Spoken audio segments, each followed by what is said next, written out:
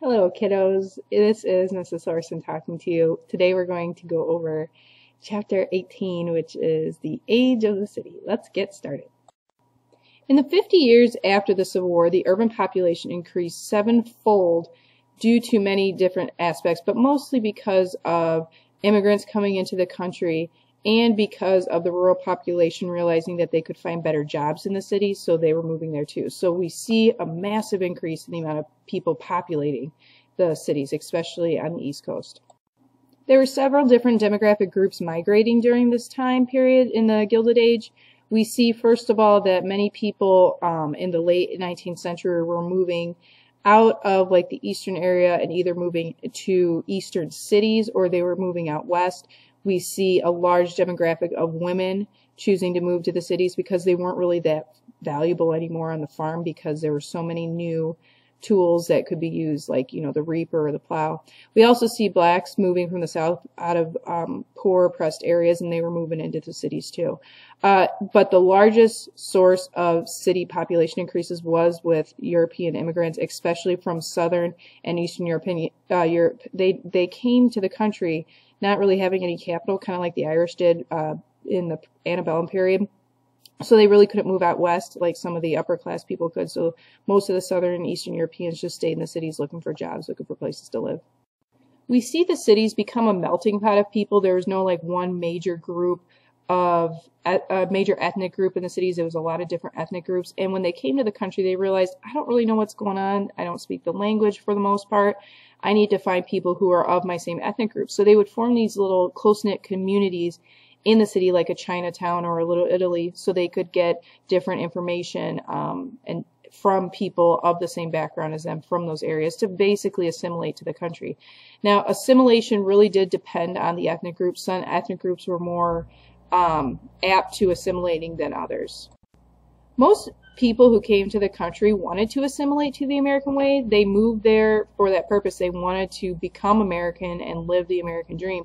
So many people were okay with it, but not only were they okay with it, but it was very easy for them to assimilate, considering that so many groups, especially nativists, really pushed for assimilation, not only in public schools, but also in from their employers, the people who were their bosses. As U.S. history has shown us, we know that many Americans did not like new immigrants coming into the country. They felt they were scared of them, they were going to steal their jobs, they were going to steal their living spaces. So there were some areas of exclusion. We see different groups pop up that were trying to get rid of new immigrants, like, for instance, the Immigration Restriction League. But we also saw even acts passed by the legislative branch and by the president, like the Chinese Exclusion Act, that basically said if you're a certain ethnic group, in this case the Chinese, you can't come into the country for 10 years. This was the first group that they did that to, blatantly, straight out. But honestly, the presidents and the executive branch didn't do, and the legislative branch, didn't do much to get rid of the immigrants because they felt, we are a country of immigrants, plus a lot of the capitalists, the people who own the businesses, liked the immigrants because the immigrants not only provided labor, but cheap labor. Next, we're going to look at like the urban landscape and how there were being major changes to cities. We see this because they were so overcrowded and it would just stress people out. There was filth and major problems with it. So by like the end of the 19th century, we see a lot of planners and reformers try to make changes to make cities better, to improve them. One of the biggest improvements they made at first was by making urban parks. The most famous of that being New York City's Central Park that was created in the 1850s by Frederick Olmsted. This was to basically give people an escape from the problems with the cities and cause them to like lose a little bit of their stress and things like that. The wealthy were asking for many different new amenities like libraries, museums, and theaters. They thought this was a way to beautify the city and make it a better place. We also saw the City Beautiful movement that was by Daniel Burnham that really was able to provide some type of functionality to the disorder and chaos of the city. So what exactly were the living conditions like at the time? Well, it depended which class you were in. If you were well-to-do or in the upper class, labor and material was really cheap, so most of them were able to live in mansions in the cities. Some of them eventually moved out to the suburbs and built big homes there. But since it was so cheap, to build and to live in the cities, that's where they would build and have these giant mansions. But when it came to the poor and the workers, they had a really hard time finding any type of housing. They were in such high demand, they would have to bargain for any type of living space. And usually it meant that they would have to cram very large families, sometimes even multiple families, into the same space, usually a one room, not even a one bedroom, but a one room apartment that probably wouldn't even have their own restroom. So it was pretty bad. It was pretty hard to find somewhere to live. Tenements popped up, which were kind of like temporary homes. At first, city planners were like, this is great, it's finding places for people to live. But then once a person by the name of Jacob Riis made light of it in his book, How the Other Half Lives, taking photographs of how bad it was, people started to realize, you know what, this isn't good. These tenement homes are awful, and they're in the slums, and they're causing major problems for the poor in the cities. Another major problem that the cities needed to fix was transportation. For a long time, the streets were old and narrow and dirty, and they just weren't suitable for any type of mass transportation. So the city planners started to fix things like this. We see cities experimenting with cable cars, with elevated railways, and then finally at the end of the 19th century, we start seeing the first subway system. Boston was the first to do this, and then other cities took off after that to provide for public transportation. Not only that, but they provided new roads and new bridges to help connect the cities with other parts of another part of the city or with the suburbs, the most famous of those bridges being the Brooklyn Bridge that was created at the end of the 19th century. City planners were also trying to figure out different ways to make the most of the limited space that they had. So when in the 1870s, Andrew Carnegie and others came up with the idea of producing steel, that was an opportunity for cities to start building skyscrapers, use the limited space. Instead of building out, they started to build up. And we see this, Chicago was the first town to build a skyscraper, and we see, famous architects popping up at the time and building a lot of these skyscrapers. Louis Sullivan, of course, was one of the more famous architects. He was the one that built the Chrysler Building in New York City. There are a lot of other different strains in the city that caused major problems that the city planners were having a hard time messing with.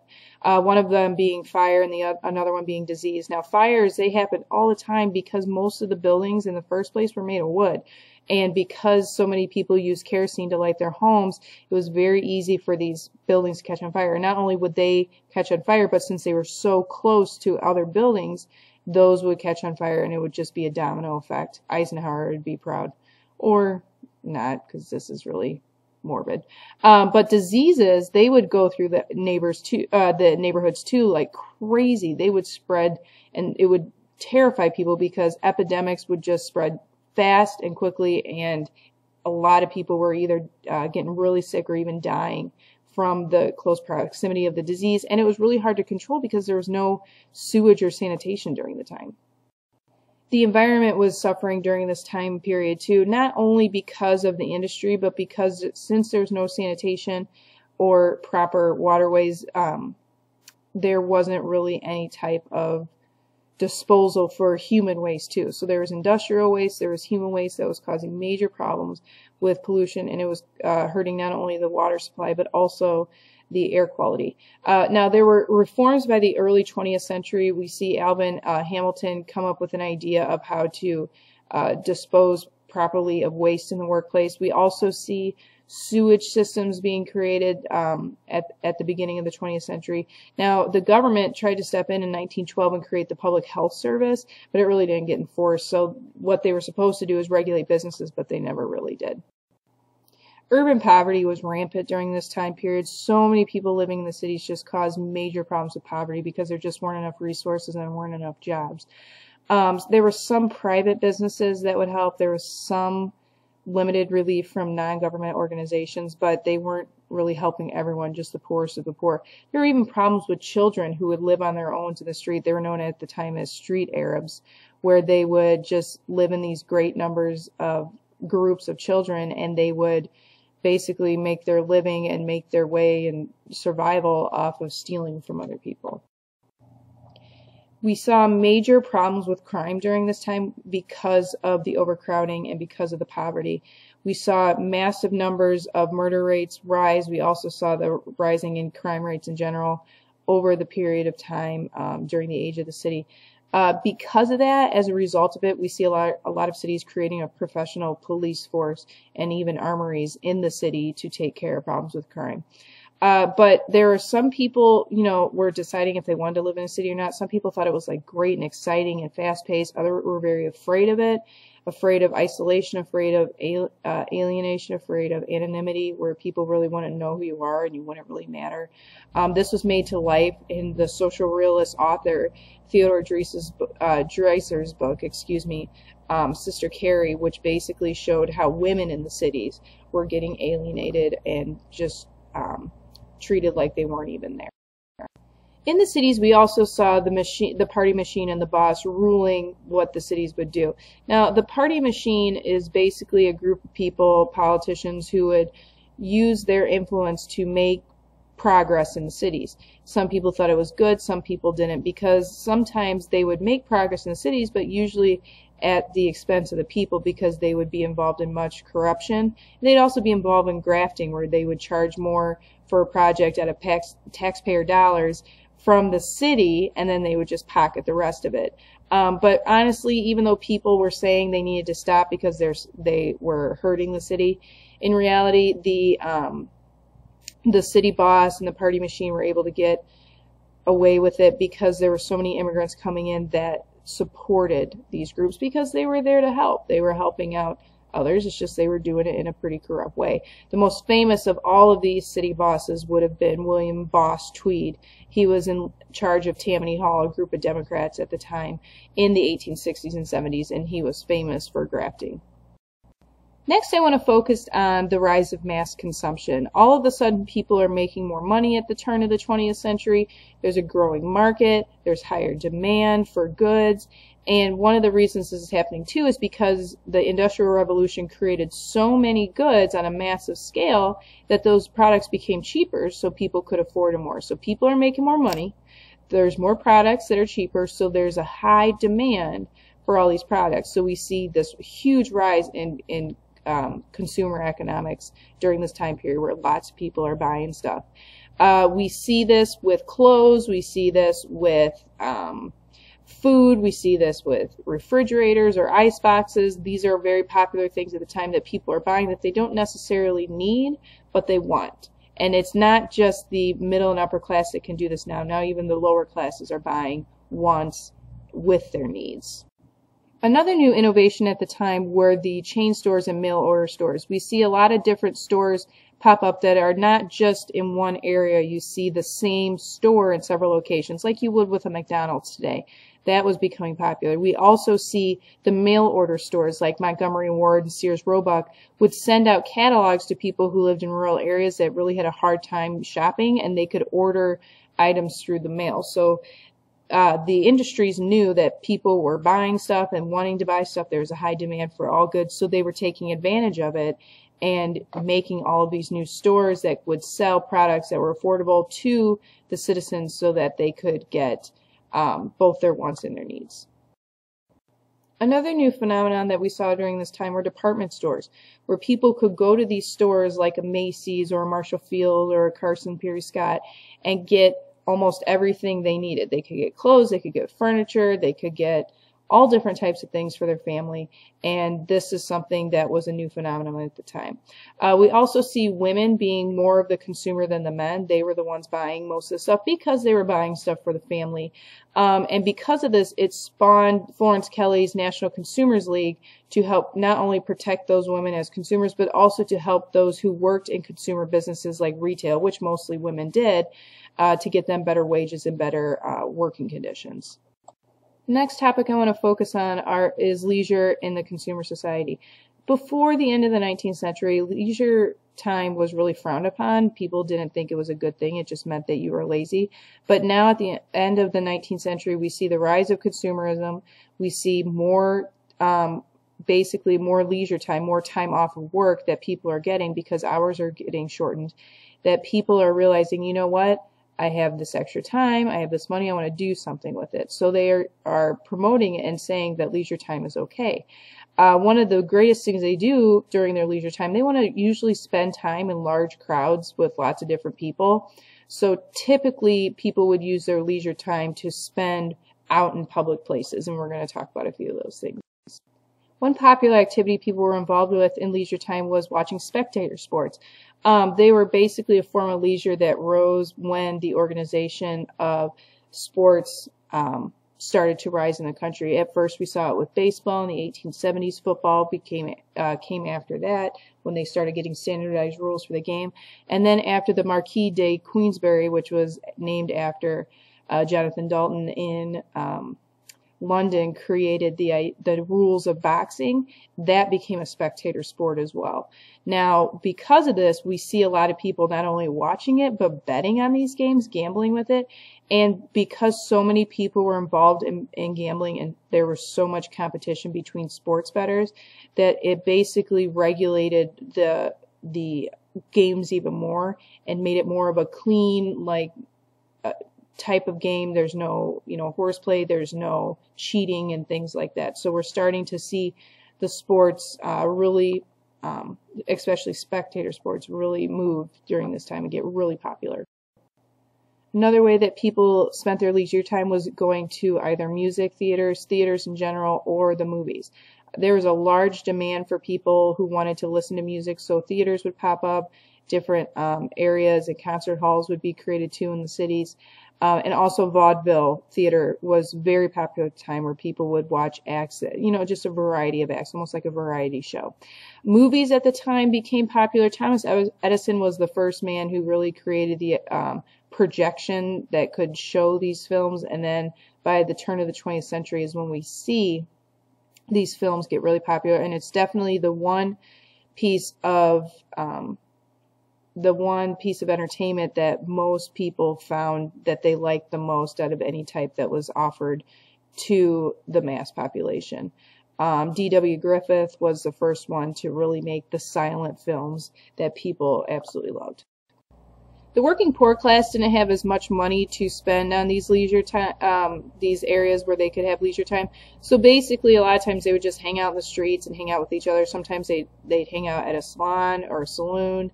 They would also hang out at political centers where they could talk about politics with the party machine. So they basically hung out in their neighborhoods and had a lot of contact with other people in their neighborhoods. There were especially different ethnic areas that they would go to as well, according to their ethnicities. Boxing became a popular sport to fight each other in these poor areas. That was one way that they would have leisure time, and it wasn't the type regulated by the Marquis de Queensberry. It would be, just bare knuckle fighting. Also during this time period, the 4th of July was made a national holiday where people would actually have the whole day off to have leisure time. Since leisure time became so popular, they used this as an excuse, as a reason to have the full day off as a holiday. Oftentimes people would get together and hang out and just celebrate the holiday together.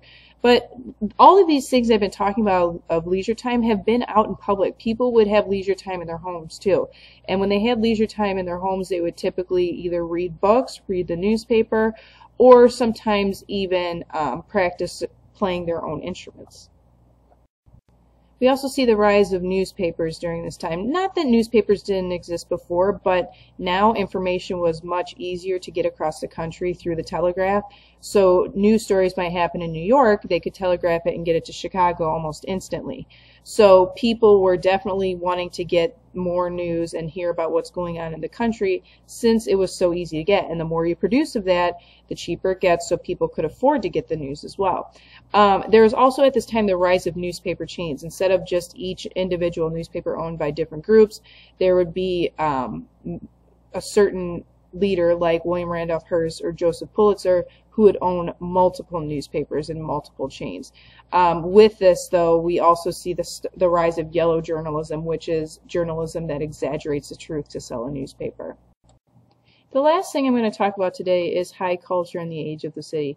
We're looking at literature during this time period. Some people chose to chose to write, different books, adventure books. We see books about mysteries and things like that. Those were like dime store novels. But we also see a new style of writing, which is known as social realism. We don't really see the romanticism of writing anymore like we did in the 19th century. Some realists that were famous were Stephen Crane, who wrote The Red Badge of Courage, that showed urban poverty and the slums life. We also see Frank Norris, who wrote The Octopus, and Upton Sinclair, who wrote The Jungle, that are showing the real life issues of major industries like the meat packing industry and how absolutely disgusting it was. Hey, and it was in Chicago, so it's local. Isn't that nice?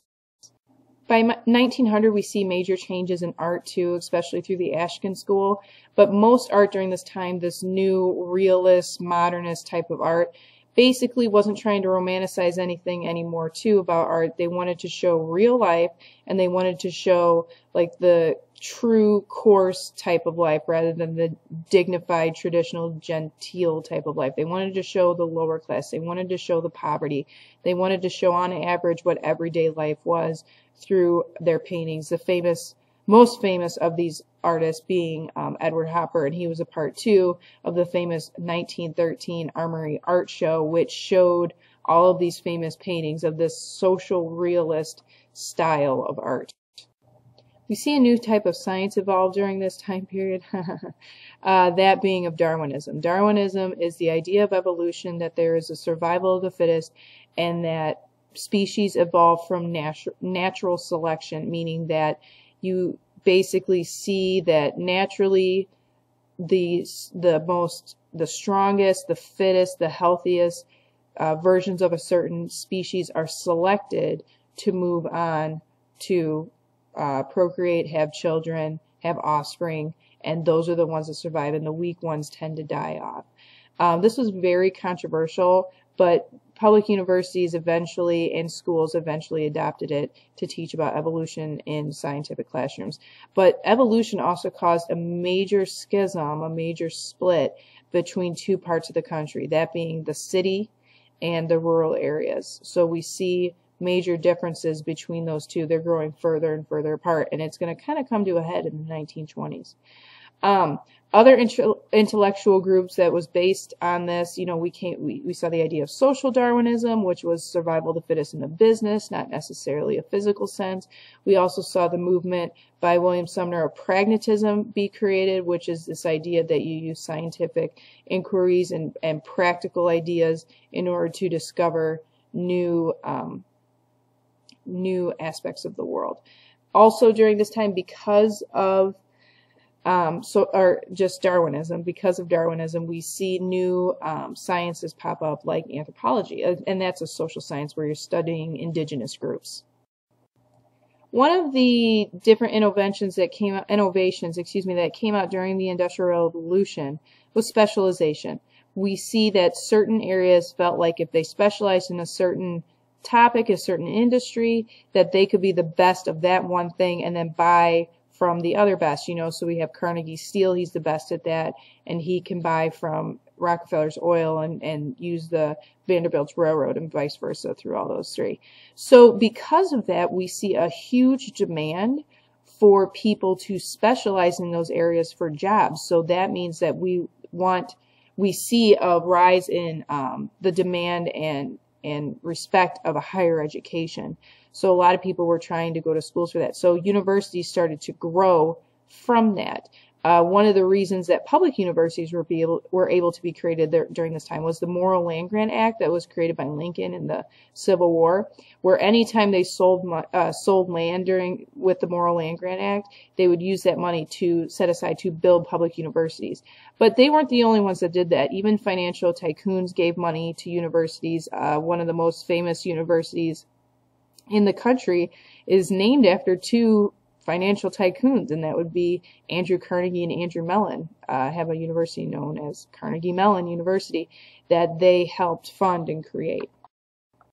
With universities expanding, we also see the demographic of women expanding in the education field. They are definitely being more involved in school. They're being able to go to public universities, and they're also actually creating colleges at this time just for women. So now we're starting to see women get more educated, and you're going to notice in a couple of chapters that the more educated women get, the more they get involved politically and the more demands they're going to make. So just keep this in mind and how it's going to affect them in the near future. That's it for chapter 18. I'm out.